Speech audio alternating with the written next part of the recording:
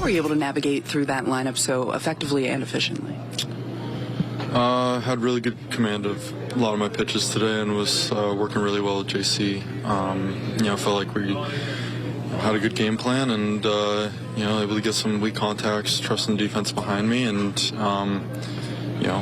when you're going up against, a good team and a good pitcher on the other side, you just got to be able to make some pitches. How much of that was in the back of your mind, the fact of you going up against Flaherty?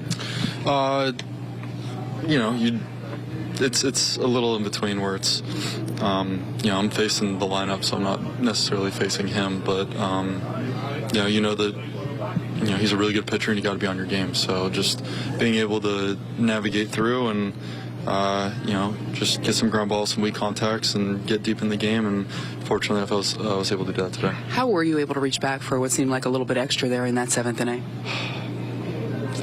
You just, you just go and you do it, and sometimes it's a little harder and sometimes it's not, but for me it's just about the effort and giving it whatever I have and leaving everything out on the field.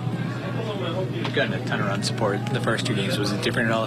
Was your approach at all different today when it's a tight game like that?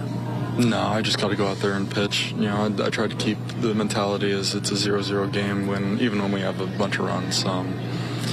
It's not something that I can necessarily control, but just going out there, throwing strikes, getting ground balls, weak contacts, getting us back in the dugout as quick as possible. That's what I do, so I just try to keep it as simple as that.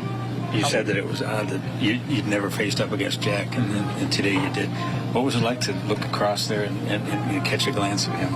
It was cool to be able to walk out before the game and just give him a little, head nod. And, we're both competitive, so we knew that, we were locked in, had a job to do, and, it was fun. It was a cool experience.